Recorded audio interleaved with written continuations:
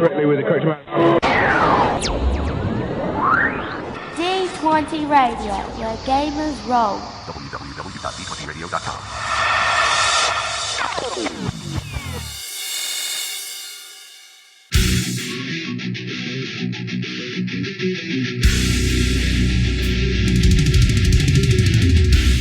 Welcome to Me and Steve Talk RPG, the podcast where me and my friend Steve...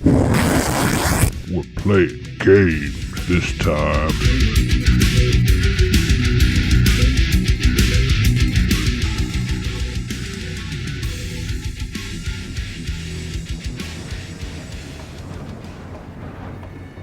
Before we begin, I want to take a moment to acknowledge something important. The setting of this campaign, Origin, is inspired by West African cultures, histories, and aesthetics. None of the players, and certainly not myself, have lived experience or even ancestry from that part of the world. While Origin is part of the canonical setting for Exalted, I've drawn on real-world West African traditions to help bring the setting more fully to life. This isn't meant to be an accurate historical or cultural portrayal, and it is definitely not a commentary on any real-world nations, peoples, or beliefs. One key difference is theological. While Timbuktu and the surrounding regions were deeply shaped by the arrival of Islam, Exalted has its own divine and mythological structure that plays out very differently. My hope is to approach these inspirations with respect and care, and I welcome feedback if I fall short. In the session notes, there will be a short list of resources to learn about the real history of West Africa and the Sahel. Thank you.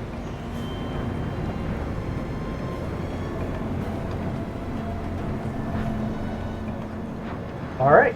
I guess we can start playing then.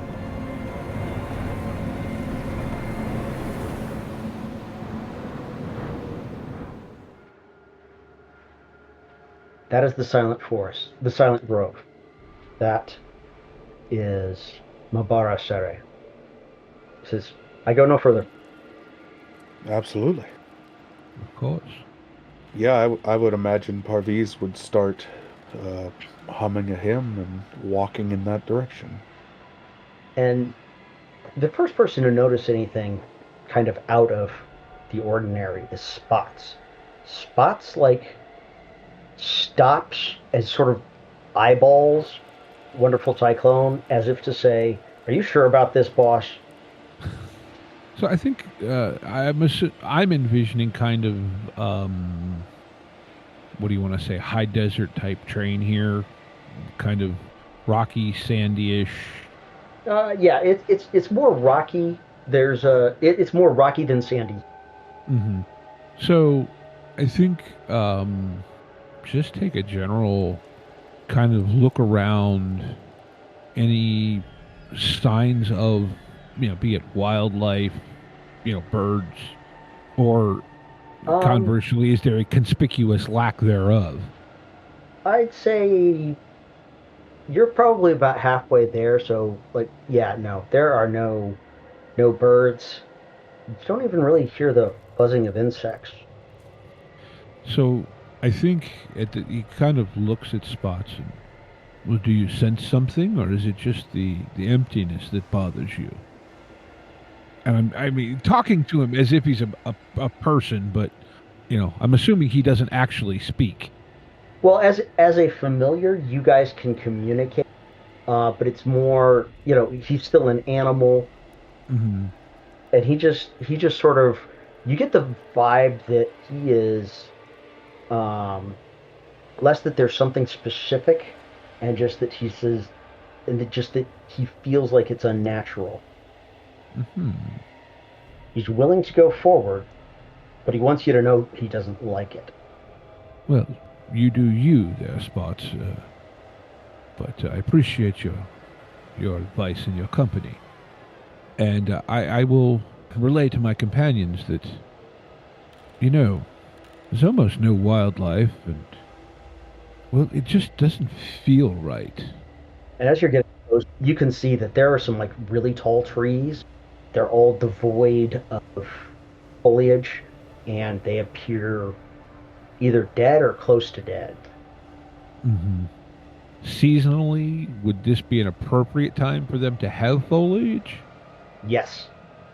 Yes, you're coming up on you're a week before the spring solstice. Okay. Spring solstice is when the festival starts. Okay. So, other than knowing that type of thing, I don't feel like I have any abilities to particularly pick up on anything, on my end. Kind of trying to toss the ball to anyone else who might have abilities more in that regard. Let me, hearing you have your conversation sort of out loud, I think... Yeah, I think very often Cyclone speaks to Spot as if he were a person. I think with that, it's going to give Parviz pause. And I think he's going to sort of... He's going to sort of double back and speak with Little Bat a little bit more. But ask questions regarding the occult. But not in a way that Little Bat would, not like he's trying to talk over his head. He's trying to ask him questions in regard to the occult, where you might ask, like you might ask someone unfamiliar with it. Have you ever seen orbs, or, like asking somebody if they've ever seen a ghost, right? Well, I mean, he would know what a ghost is. Right. I think he's trying to ask more leading questions. I don't know how to word it. I think he's asking more leading questions of someone that he doesn't expect to have any knowledge of the occult, but he's asking for sort of that type of thing. You know what I mean? Yeah. And you get from Little Bat is that he doesn't know what's beyond, what's in Mbara Sere. He says he's never gotten very close to it. There's just this creeping sense of unease. And there's, of course, stories, don't spend the night within a couple of miles of it because you'll have weird, violent dreams. Sometimes they'll stick with you for months. People have gone in and not come out. People have gone in and gone insane. But it's always one of those like, well, this happened to my cousin's roommate, sister's best friend. So it's all that sort of stories and okay. All right. Yeah. Is maybe you can answer this better than I can. Is there any sort of, can I reach out and have a sense of, like, can I get a feel? You know what? I actually might have an ability for this. Can I... Sorry. You can pop the 5 motes for spirit detecting glance. That's what I was going to say. Now, how many motes do I have? And where do I find those? All right. Sorry. So, no worries. Yeah, you're on the right page. If you see how Essence... It is right under your list of abilities, presence, yeah. performance. Okay. So right now you've got... So the right number is your permanent max, and the left number is your current level. So it should be the same. Okay. For everybody except Old Steve, because you have an artifact. And so I have 13 motes personally, correct? Okay. Yes. Now the difference between the 2 mote pools is if you use 5 or more motes from your peripheral at a time, you start to glow. I think, given the company, he'll go ahead and use 5 of his motes from the peripheral to do spirit motes. At this distance, you don't see anything specific. You kind of get the feeling that there's something in the middle of the forest. Okay. But I can't you see can't it from identify here. it from this distance, no. Fair enough. That's what I was trying to hope for. Yeah, that's good to know. I think as he starts to Oh, like you said, since I did at 5 of the peripheral, he looks at the boy and looks at the rest of the party and goes, "There is something in the middle of that forest that I can see with my third eye. That I can't quite see, but can tell you it's there." Well, Be rude not to say hello. indeed. Who knows what awaits, but we won't know unless we go. Well, then I will lead the way. All right. I imagine Finn still got some of the beer that he had from there. He's just kind of swishes it around his mouth and spits it out before he starts pulling out his flame piece. I would imagine as Parviz sees you do that, he sort of looks at you and goes, "Oh, do you have any more of that beer? It was lovely." Just hands him the mug that he was already drinking out of. Wonderful. And he takes a small sip and hands it back to you. So, yeah. As you guys get closer, you start to it becomes more clear exactly what Mbara Sere is. It is a grove with a combination of baobabs, kapoks, strangler figs, and poison woods. It is absolutely silent. Like even your footsteps seem to make no noise. The baobab is normally a sacred tree, but they are scarred and disfigured with strange growth. Kapok trees are often called spirit towers and reach to immense heights. They seem skeletal and unhealthy, but have not fallen. As a matter of fact, there is no deadfall in Mbara Sere. Poisonwood trees weep a toxic sap that burns the flesh of those who touch it.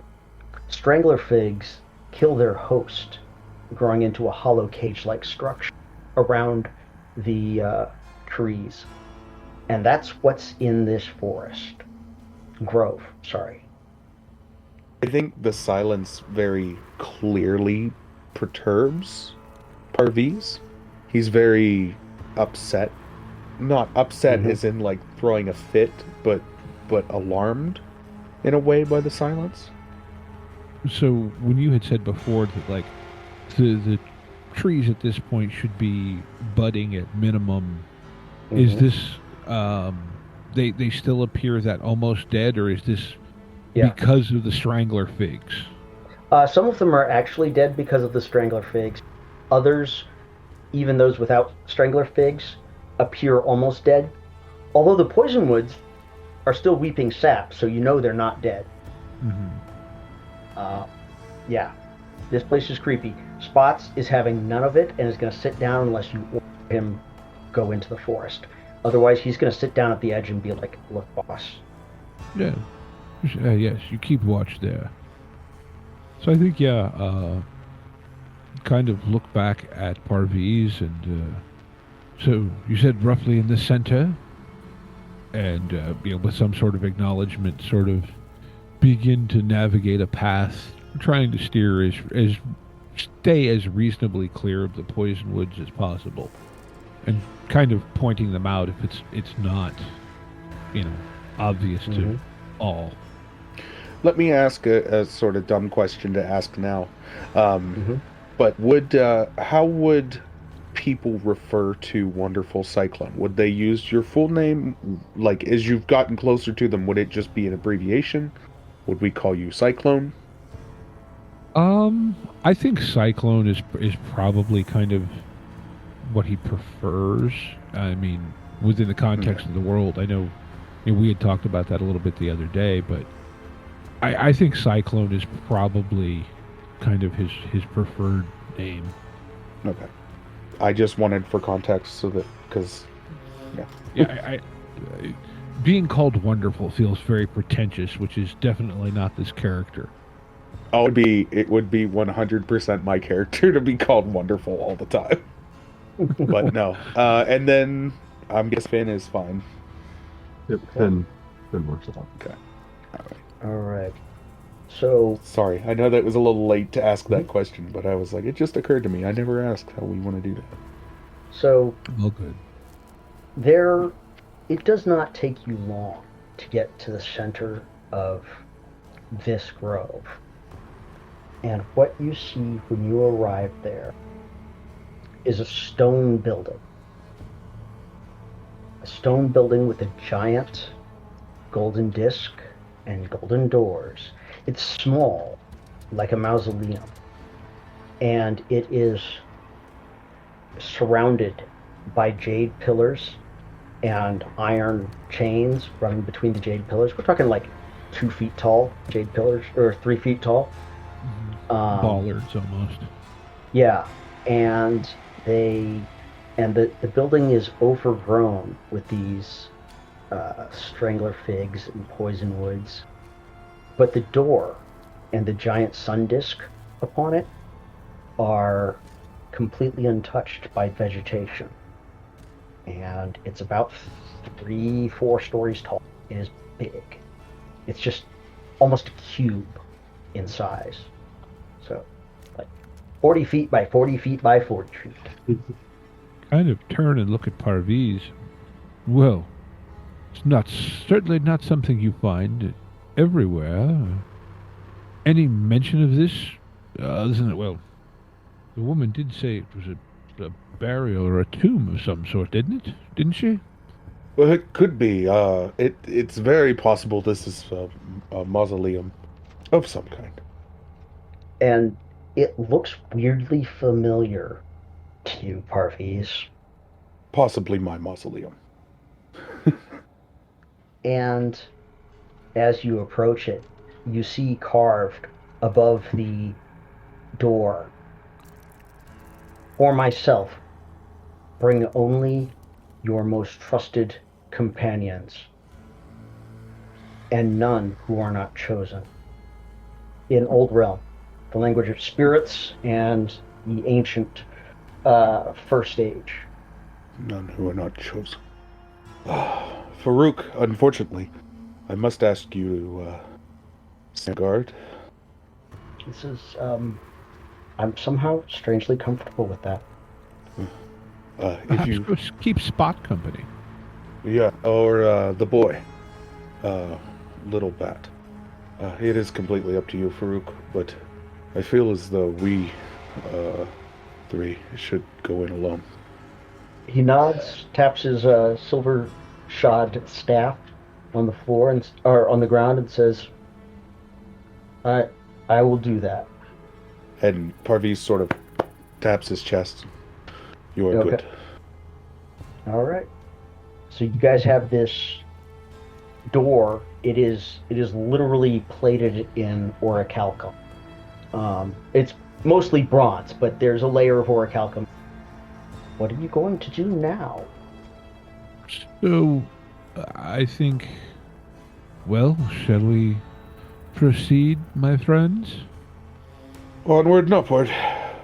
And Finn will walk up first and just try to push open the doors or open them if there's any obvious way to do so. Yeah, they don't react. Parviz is gonna walk up and try and just lay a hand on them, They slide open smoothly. as I suspected. Unfortunately, I realize though I should take point on this. So, you guys enter in, and there's a room. You kind of get the feeling that it's like an antechamber or something. It's probably 30 foot by 30 foot, and there are at least 6 tunnels or hallways going off. And it is ornately decorated with a number of frescoes and murals. The murals appear to depict a mighty ruler chosen by the gods, gifted with wisdom and strength, who builds a shining city with great works, who defeats enemies, and whose people are shown enjoying the fruits of prosperity. You had a high opinion of yourself, didn't you? Apparently in a last life. Or in a past life. Parviz sort of looks over the images and nods sort of knowingly. I feel, we possibly are in the right place. What is it we've come here for, Parviz? Did you leave yourself a gift? Well, I left myself a map. But you no longer remember what it's for. To be fair, most Solars only get flashes of their task and completely, almost random. Yeah. So this is like an antechamber, so I'm almost visually kind of a floor, and you said there's like mosaics or murals on the walls and just hallways, but other than that, it's basically an empty room. Yes. And as you guys are standing there looking, you notice one of the hallways shuts, or one of the hallways seals up, and another one appears. Well, that's no good.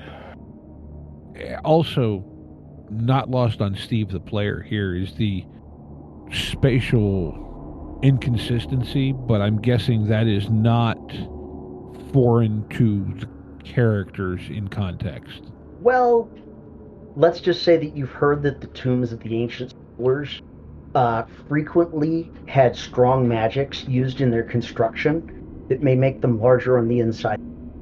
Well, you certainly seem to have some magic about you, at least, or employed those who did.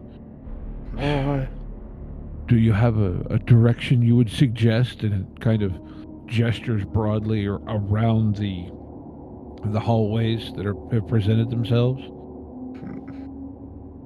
You get the sense that you left yourself clues, but you're not sure where. You left yourself clues somewhere. So I don't feel like Cyclone is the intellectual. However, he is rather cunning. So looking at the murals, does the facing of the characters in them, or perhaps, points of swords or spears or such, seem to have any consistent direction, like generally pointing towards a passage or a couple of them? No, but give me a perception linguistics roll. All right. And I know you don't have any dots in linguistics, so it's just going to be a straight perception.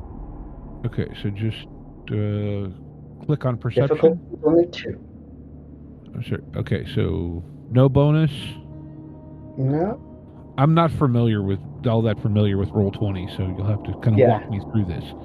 So I just clicked on the icon next to perception. It popped me up a button that says macro options. It says bonus is 0. Yes, that's correct. Make sure you fill in the 0, because if you leave it null, it gets weird. No, it is showing a 0. So just hit submit. Okay, cool. Doubles 10s. Yes. No automatic success, correct? Nope. Okay. Yeah, you can't make anything out here. There doesn't seem to be a pattern you can identify. Okay. I mean, just keep looking, but I'm not seeing anything. I think Parviz might try a hand at it as well. Okay. If that's possible, if you don't mind. Oh yeah. Yeah. So So I need to put 0 in bonuses, correct? What'd you do? Which button did you push? I hit the linguistics one, because that's what you had suggested. Good. Yep. Yeah. 0 in bonuses. And then doubles 10s. No successes. Alright, let's see what we got. 2 successes. 2 successes. Good. Difficulty was 2. You notice that there are hidden glyphs subtly woven into both scenes of conquest and decrees. It indicates hidden truths among the grandeur, and, incidentally, clearly marks which passage you are to take. And so I, sort of with a slight grin, nice thinking, friend. But we'll head this way. And he sort of points in the passage and starts heading that direction. As the first one of you starts to pass through it, the other ones, except for that one, those hallways all just sort of slide shut. You follow a twisty maze-like passage that turns and goes up a short flight of stairs and, doubles back on itself. About 5-10 minutes, and you come into another room. And there are murals on this one as well. This one shows the same ruler, and you can tell he fears that outsiders might weaken his kingdom, and tells his architects to build walls without doors and towers without windows. His advisors caution him that a kingdom must breathe like a living thing, open to change. He dismisses them, believing his vision alone is pure. Became a bit of a paranoid sort, did you? Well, the last ones weren't. Although, maybe true. Are there any passageways or anything in this room as well? Is it just a room of these images? Oh no, there are 7 or 8 different hallways extending from this room. I think he's going to, maybe not in the same way, but definitely analyze the images again to see if we can see, sort of looking for the glyphs now that he knows. This time you find the glyphs in the closed fists of his statues and in the sealed doors of his buildings.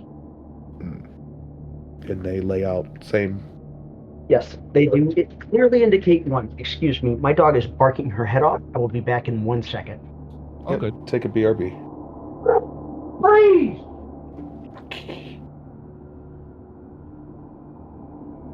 All right. The passage, again, winds around, twisting. In some cases, you'll think you're going one direction, and then a wall will slam down and you'll go a different direction. Am I still glowing? Does the glow continue for, like... The glow drops at about 1 level per hour, and... Oh, well then I'm sure it's probably been a few hours. So he's maybe barely Yeah, glowing. he's not glowing at all. Yeah. All right. I just thought it would be funny. We're navigating through these dark tunnels, and I'm just do-do-do-do-do-do. Oh, any solar can basically light up their cast mark to act as a torch. But there's a soft golden light coming from nowhere, so you can Good. see just fine in here. Good. Almost as if it was daylight. Weird. Hmm. The third room looks cracked and damaged, but you can still make out that trapped within this perfect city, his people and even his most trusted allies conspire against him, believing that he has lost his way. And then a rebellion comes, and he's sealed within his greatest work. And this time the glyphs are in the expressions of the betrayer and in the cracks forming in the walls.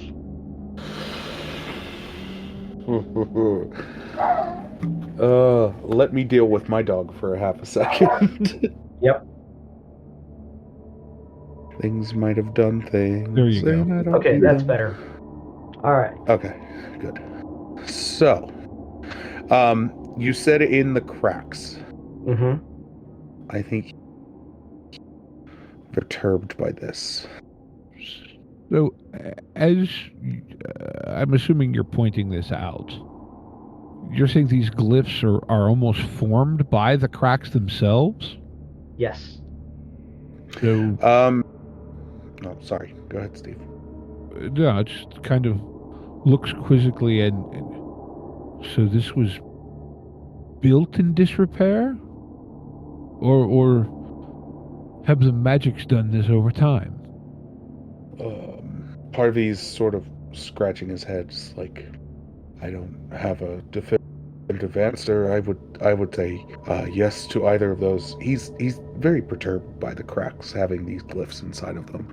I think he's going to I think he's going to go ahead and I'll spend another 5, but I'm going to spend 5 of my personal pool and try and see ghosts again. You cannot. Nothing. You cannot. Okay. And it's a scene log, so you'll be able to. It'll stay up for a while. I'll let you know. Okay, that's fine. I would say, and just for just kind of information, I feel like we probably know each other to a point at least. Most of Cyclone's gifts are on the physical side of things, not the magic and etc. Just for, like knowing each other context. So, as you go through the hallways, you see fewer branches, fewer paths, fewer spurious paths, and you finally come to what appears to be a dead end. And on this dead end wall, there's another mural. It's the ruler, a ghostly figure now, sitting alone at the heart of his creation. His hands are raised as though asking something, and there's an inscription that reads, "A ruler who builds only wall will die alone within them, but a ruler who builds doors must ask, who shall I let inside?"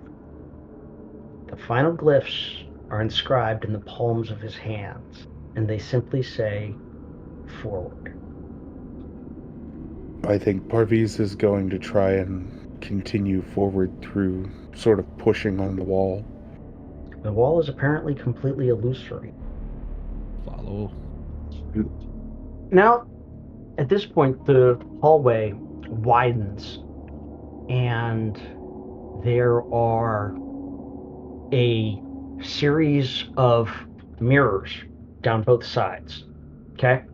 And there are columns of and they're not like just straight down in a line. Some are high, some are low, and there's a beam of light that bounces between them all, forming a lattice of golden sunlight. And you see that some of the mirrors are damaged, tarnished specifically, and that causes there to be fluctuations within the network of light. There's places where there are surges of, and there are places where it like dims out almost entirely. How high is the ceiling in this chamber? About 15 feet. Okay, I'm gathering this is a fairly large passage. Yeah, it's like 20 feet wide, 15 feet tall. It's a good size path. So with I know I have that monkey leap type thing. Would it be possible for me with something I have to kind of scamper up a corner and see if, from as elevated a perspective as I can get, if this lattice of lights is some form of glyph or something? Yes, you could. You scamper up pretty easily. I mean, going up walls is not challenging for you. And it doesn't seem to be. It seems to be like a regular herringbone sort of pattern that, it is. You feel it's designed to make sure that there's no space to pass through. So, you Certainly cut not out for a human. second there. You're saying it's to make sure there's no space where like someone can hide in a dark corner, basically. Right. Okay. So I will relay that. Yes. So apparently it's some sort of passage of clarity or something. I don't know. But also, someone doesn't want to be snuck up on. I'm catching a theme with your past self. Leitmotif at best. So, I think, at this point, I mean, I'm being cautious of any sort of, physical trigger thing that might be here. But I think kind of look to my compatriots and, well, shall we advance? We shall. And still continuing on point, I think he's going to just very cautiously begin to walk forward, sort of down the center of this hallway. Are you going to do something to attempt to dodge of irregular essence? You feel like those are probably not healthy to get Okay. Okay, so I was envisioning this is just light. You're saying Yes. there are more beams? Yes. Okay. So it's beams of light, and yeah, that's the main thing. But some of the mirrors towards the first part, on the closer end of the hallway, look like they've been knocked out of place or damaged. In one case, actually cracked, and it's Okay. causing there to be flares of energy surging along this network of lines. There's a pattern to it you could probably figure out. Okay. That's the part I was hung up on. I was thinking it was just light. Okay. Then yes, going to try and see maybe where there's a panel that seems misaligned, maybe try and push it around a little bit, see if it'll move in any way. Okay. You actually find that it will carefully. You find that it will move a little bit, and Okay. I would say it's probably an intelligence and occult to figure out how to realign things to end the essence surges. Okay. Then I will give Difficulty you is that. going to be 4. Okay. Difficulty is going to be 4. So we're looking Yes. for at least 4 successes or better. Yes. Now the thing is, you do have an occult excellency. Okay. So, because right now your dice pool is 5. I'm giving you 2 for the description of how you're going to do it. Okay. So that makes it 6. Okay, or sorry, 7. So in the bonus thing, it's going to be 2. You can buy up to 5 additional dice by spending 1 mote per die, and that's your occult excellency. It's just a very baseline power.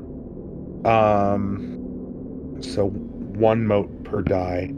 I'm 2 plus already, and I have a pool of 5. So I'm at 7. Right. I'll go ahead and spend 3 mote, buy 3 more die. Okay. So that I'll puts you just at 10 add, dice. Yep. Okay. Add 5. And that'll take me, and I'll spend it out of my peripheral if I can. I believe I can. Oh yeah, And absolutely. that'll take me to 25, which is not a bad number to be at. All right, submit that. Doubles 10s. No automatic success. And rolled. Oh, 6 successes. wow. Very nice. Yeah. So yeah, and you're going to have your friends assist you. Oh yeah, somewhat, absolutely. but it'll take you about 15-20 minutes, and you'll get the mirror so that there are no more bursts. Okay. And as you guys pass through this hallway, you feel as if this light's like penetrating, not in a bad way, but it's like penetrating through you, and like I would imagine you're as we exposed. feel this. Oh, I would imagine as we feel this, Parviz is going to be like, this, it's the light of the solar, and it exposes your soul. Yes. And then once you pass through that, you get to another door that is not locked. It's just a pair of bronze doors. You open it, and in this room are 2 things. One, a group of 6 statues, you think, about 6 foot tall, look like an armored man, each armed with a very real 2-handed sword. And there are also... Sorry. Do they look... Oh, sorry. I'm sorry. Go ahead. Finish, okay. And then I'll ask. And there's also lines of poetry, stanzas of poetry carved on the walls in Old Realm. Who speaks and reads Old Realm? God, I hope you do. I do not. I'm trying to see where my... Oh, good, you do. Are. I do. Young Steve. Good. Sarcastic? Old Realm? No. Okay. And surprisingly, does not speak on Old Realm. Do I, out of curiosity, are these the same sort of guards' uniforms or armor sets that I would have seen in that flash? No, these are not Okay. the ones who killed you. Okay. They are, however, all identical, and they do wear a sunburst emblem on their Okay. chest. Good to know. And as you guys come into the room, they go from, the stereotypical both hands resting on the sword that's point down to grip the swords and pull them up into a high guard. And they seem to be waiting for something. Okay. As they as they sort of wait, I am going to begin, I guess, not reading out loud, but reading the poetry to try and see if I can am I recognize this in any way? Is this anything that I might know? What? Yeah. The poetry is all about leadership and just rule, honor, and wisdom over raw power. And it's in what appears to be a fairly complicated style. And you vaguely remember in writing this poetry once upon a time. And give me, I could see this as, it's going to be intelligence, but I could see it as linguistics, occult, or a lore challenge. Let's do lore. All right. I'll do lore. Okay. Difficulty 3.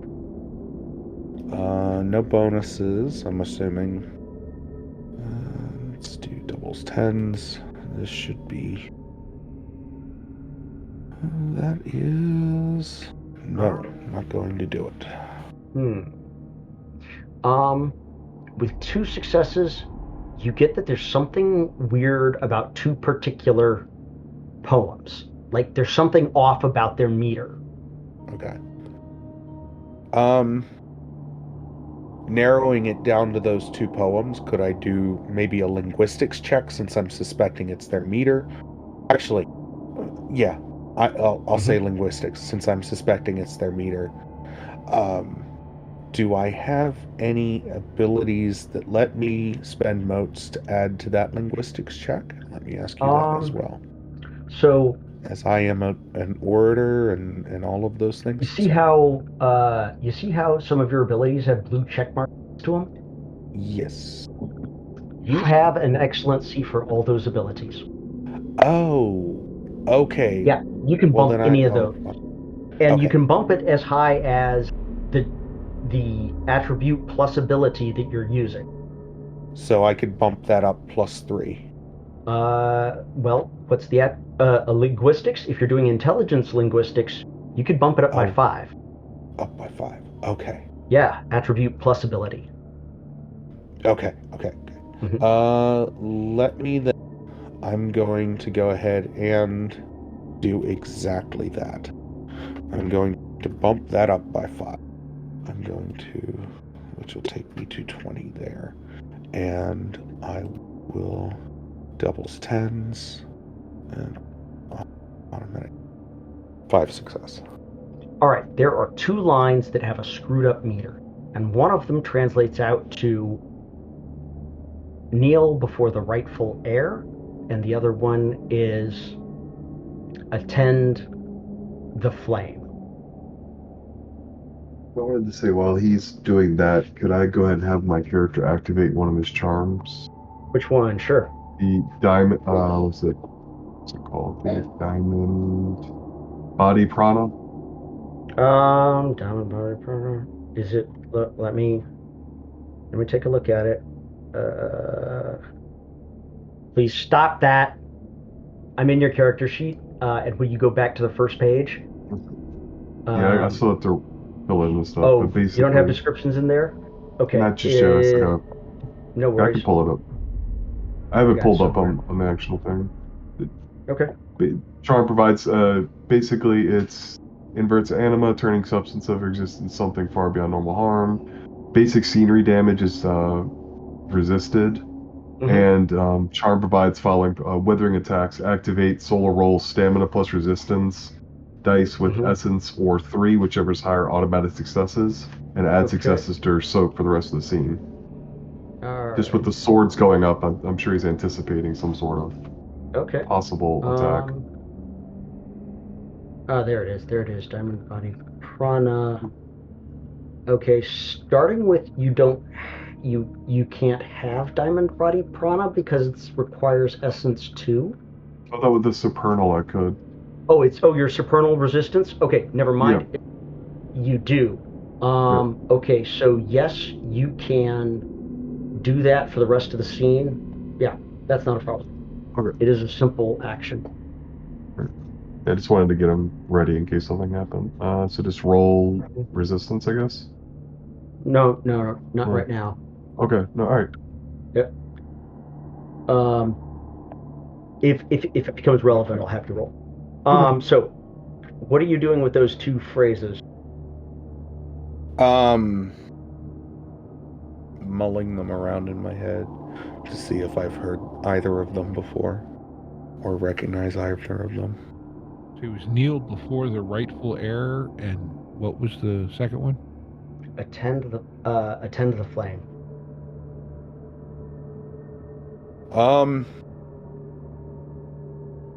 Can I... Boy, I hate to keep rolling dice, but can I make like a lore check again to see if I recognize? No. Okay. No. Okay. Since it seems like, well, I'm just gonna start. I'll just Question. These statues, are they identical, or is there... Yes. Okay. They're identical, and when they moved up to the guard position, they all moved as if controlled by one mind. Sorry, I didn't mean to interrupt, Steve. I just thought maybe no. that was They begin to slowly march towards y'all. The first phrase, which was kneel before the rightful heir. Kneel before the rightful heir. I think he will stand proud, enunciate. Kneel before the rightful heir. And at that, they lower their swords, step back, and drop into a kneeling position. And then he will then begin saying the second phrase, which was attend the flames. Attend the flame. Right. Nothing appears to happen. There's a door, and this door is orichalcum, and on it is inscribed, "Only the righteous may call forth the dawn." And I think he'll sort of push his way towards the door. It seems to be locked. So this inscription is in this ancient tongue that only he reads?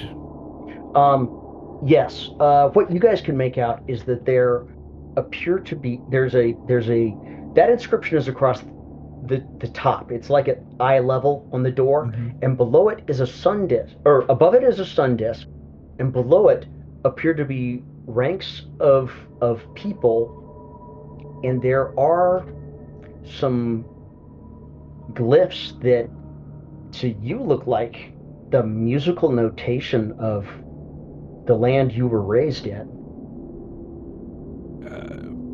What would I do to essentially try and hum that music? It's not like music. Okay, sorry. It's not a score. It's like if somebody just put a little quarter note and then another quarter note and then another quarter note, almost like you're trying to indicate without using language that people are singing. Okay, I see what you're saying there. So we've got these statues that are now kneeling, and this door Mhm. that has appeared with these images and glyphs on it. Mm-hmm. And the image depicts a crowd singing to The sun. the sun. So, Maybe you have to reveal yourself. yeah, let's do it. You're already glowing because you've been burning essence. That's true. So simply revealing a solar anima, it would have unlocked it by now. Right. What if he starts reading the poetry, but not reading the poetry, he's reading it as though it's hymns. He's sort of him sing-songing it. Okay. That actually, the door, a seam that you had not seen before, appears in the middle, and it slowly swings open, and you proceed into a very strange chamber. It is illuminated from the ceiling. There are columns along both sides. There's a altar or something with human remains on it. And above those remains is a ghost. But it is materialized. You can see it. And it glows golden in a way that you have never seen a ghost before. I believe. And the ghost turns and looks to you and does not call you Mofid Parviz. He calls you by a name in Old Realm that you've never heard before, but which feels right to you. And she says, "So, you have finally come." I have. And you bring found with you a circle, at least part of one, 2 friends. And he drops, and he says, "I see they do not speak the high tongue." And he drops into fire speak and says, "I greet you all. Please, share what names your incarnations are known by in this day." I am called Wonderful Cyclone. Excellent. Thin Breakwater. And you, whom I know by a Parviz. Parviz. So, you seek that which I left for my future incarnations. No, I believe to be one of your future incarnations. But are you a worthy incarnation? I've made it this far. I can prove my worthiness even more if necessary. And he looks and he says, "It is often said that if you look at a man's circle, you know who he is." And he turns and looking at Finn and says, "If saving 1,000 innocents requires the unjust death of one righteous soul, do you do it, and why?" Finn just kind of steps back, looks a little puzzled by this. He just kind of looks at it, thinks about it, over, mulls it a bit. No. Why? Because every soul, every person has the ability to choose their own path and to make something greater for themselves. And he looks over at Wonderful Cyclone. "A tyrant holds a city in chains, but under them it thrives. Overthrowing them will free the people, because war, famine, ruin. What do you do?" There is no choice. Chains are there to be broken. And then he turns to Mofid Parviz and says, "The unconquered sun has turned his gaze from the world. What makes you believe you are worthy of his light? I believe that I have spent my life speaking of, talking up, and praising the unconquered sun. I believe that the unconquered sun has given me powers beyond my understanding. But I do not believe I am worthy of those powers. And the ghost nods and smiles. Then perhaps you have learned in life what I failed to in mine. Take my legacy and make it greater. And the ghost dissipates. The body crumbles into ash, disintegrates. And in the end of the hallway, 3 doors appear and all swing open. And the one on the left and the one on the right are both marked library. And the center is marked armory. Parviz is going to head into probably the left door labeled library. This door is crammed with scrolls, codexes, manuscripts, all centering around philosophy, ethics, law, and leadership. And is the door still open behind him that he could step? Oh, yeah. Yeah. Okay. And then I think he's just going to sort of stick his head in each one of these doors to see what's inside all of them. In the armory are a number of racks. One that contains a suit of armor. One that simply has a black staff of star metal, which is a black material has patterns of the stars in it. There is a blue jade devil caster, which is a magical flame piece. There's a small knife of soul steel. And the staff, you know, was your personal weapon in the first age. I think he would take a look in the other door before he makes any sort of touches anything at the moment. This door, under the inscription library, it says the Testament of Fallen King. In here are a series of books and a writing desk, and on it are 2 letters. Are the letters different in any way? Are they? Yes, they are different. Okay. I think he will reach out and probably gather both of the letters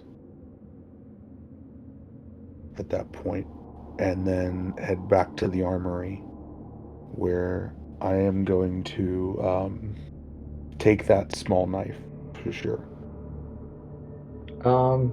if possible. Oh yeah, the knife, it's small, and there's a little plaque that says the Whispering Fang. It's a delicate soul steel dagger with elegantly curved, almost organic looking blade. Are you familiar with what soul steel is? It is a black metal made from underworld ores alloyed with ghosts. There are literally ghosts bound within this knife. And if you look at it for too long, you'll see their faces.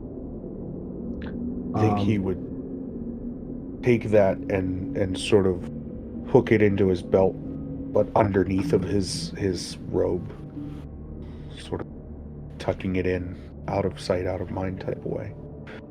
And then probably also reach out and grab the staff as well, and start clicking his way out. I think at this point, Cyclone kind of looks at Parviz and goes, "Are we to partake in these treasures of your past? Or I is see this no something reason I see no reason why you cannot. Past me has not said anything about you not having anything. He quizzed you as well as I. So there was a flame piece, armor, Mm-hmm. a knife, knife, a staff. Mm-hmm. Okay. Yep. The armor is orichalcum, and here we go. It's actually a very minimal set of armor. It's pauldrons, vam braces, and fist guard, and it's extremely lightweight. I'm sorry, it's not orichalcum. It's star metal. Dirt. I feel like I might look at that, but if you don't mind, Parviz, could I see that knife? Just look at it. Parviz pulls the knife and hands it to you. Handle it, I mean, what sort of vibe do I get off of this? I mean, I know what you described, but is it... It is... It's got kind of a creepy vibe. You almost get the feeling there's a joke somewhere. Mm-hmm. To be fair, not one armor, well, just interferes with many things I do. And, if you would like the knife, you can have it. Well, for the time being, if you don't mind, I think... Real quick, this armor, one of its abilities is to no longer count as armor and no longer have a mobility sheet. Ah. Okay. Like, yeah, not to get meta about it, I just kind of... My sense was that was more of a heavy character type thing. Oh, no. This is, like I said, it's just pauldrons, vam brace, and fist guard. It doesn't actually count as armor. Okay. Well, in that case, I think I'll just hand the knife back to Parviz and perhaps check that out and, kind of testing it. Oh, remarkable. I might actually be able to make this work. Yeah, Finn would just kind of smirk, like, well, it definitely doesn't fit me. Mm-hmm. So yeah, I think I will take the armor and actually you're saying this almost like is of a scale that could actually be worn underneath clothing, or would it need to be over? Absolutely. I think it could be worn under clothing. Yeah, if we've got the time to do it, kind of test fit it and don it. All right. It is named Freedom's Cadence. Speaking of time, mm-hmm. Do we have a sense of time in here? Do we know how much time it's been since we've entered the woods? And definitely several hours. And probably based on the time of the day we entered, do we know, is that coming towards evening, probably? You got maybe 2 more hours till sundown. Okay. I sort of communicate to the group that we should, when we're able to leave, we should head out as soon as possible. Yeah. Finn will pick up the flame piece that was in there. Our young friend is many things, but I don't want him to suspect us dead. Plus, I miss Farouk. Yes, I suppose this does appear to be the end of this passage. You've also got the what's the name of it? The Testament of Fallen Kings to look at. Okay. Yeah, let's go ahead and take a look at it.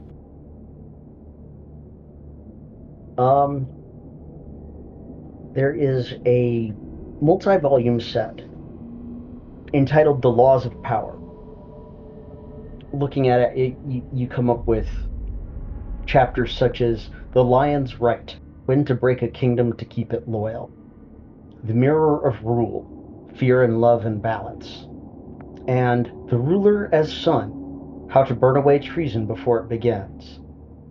But inside the first volume, you see a handwritten note. I wrote this, I believed this, and now I see what it led to. There is wisdom in this book, but also poison. Do not drink too deeply. Sounds like some pulp novels. Let's There's also the archive, a collection entitled Primary Source, about the end of the First Age. Confessions, reports, letters, a report on the first stirrings of rebellion that concludes the realm's foundation is strong, we are eternal. And a note that says, I do not know who you are, I do not know if you will do better, but I leave you this so that you cannot say you were not. The two letters, one is from someone, and as soon as you see the name, you get the memory of the person, the woman who struck the killing blow. And it is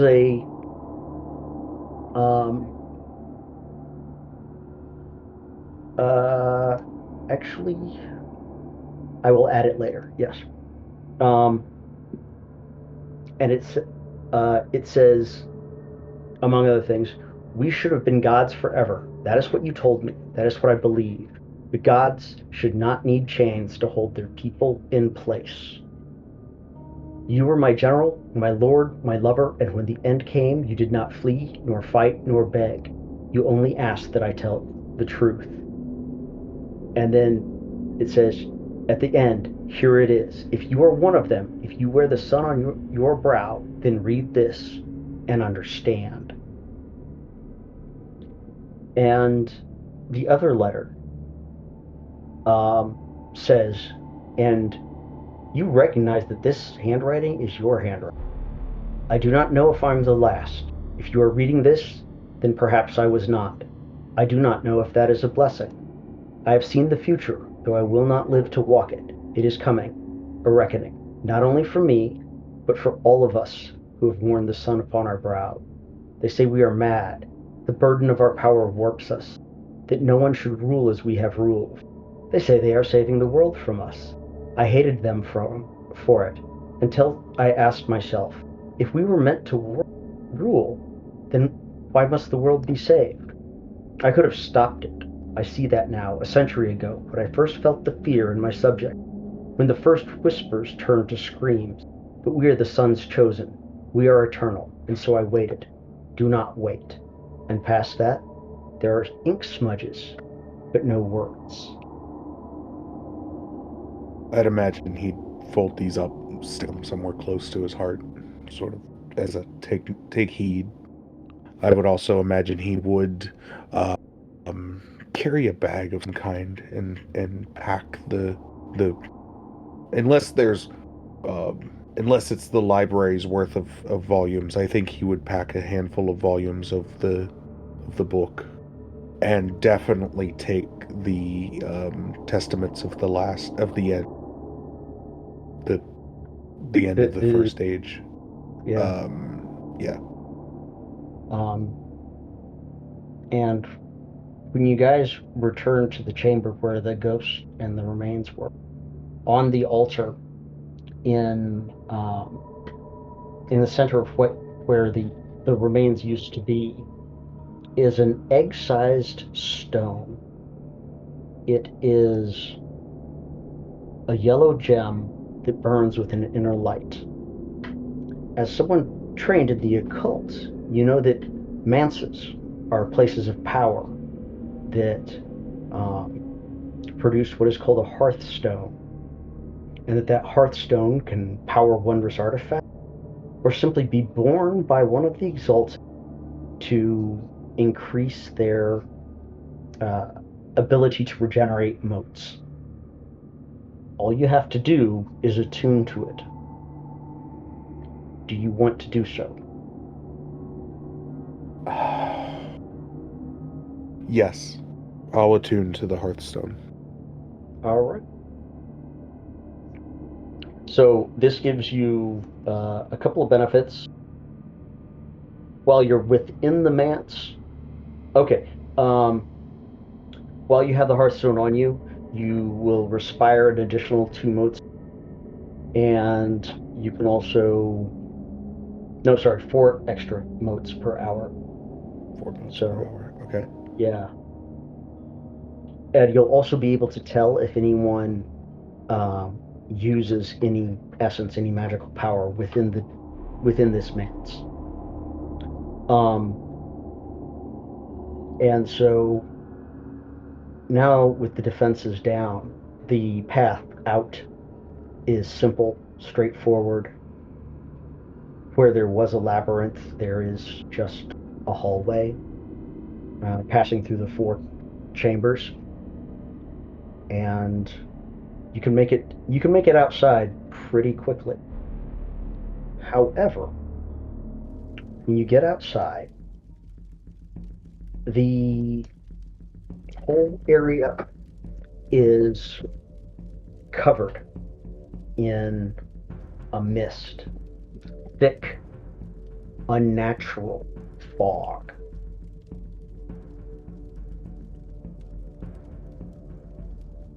And then an individual steps closer to you, and he is eerie, beautiful, but eerie. His skin is the pallor of the dead. He's clothed in black armor and flowing robes. Ratons accompany him. Ratons are a type of carrion bird. And he looks burned. His robes look like they've been burnt, and he even has some burns on part of his face where you can see him. And he looks at you and says, "Huh, I bled for what lay within that tomb, and it bows only to the sun's champions. Unjust, but no matter." And he just sort of looks at you all and says, "What did you take from that tomb?" Only items that belong to me. Are you sure? And he gestures, and the ground kind of shifts. Sinkholes appear, sharp black rocks jet from the earth. And he says, "Think carefully on your answer. What did you take from this tomb?"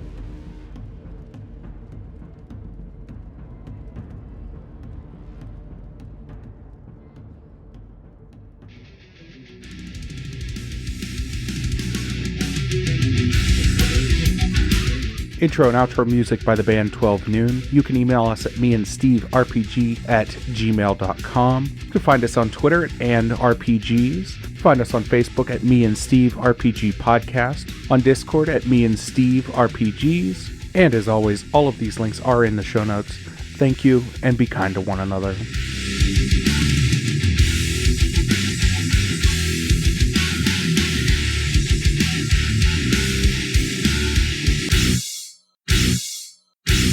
How much for the cigar? Cigar, $20, dog. You gotta go down the street to the store and buy that.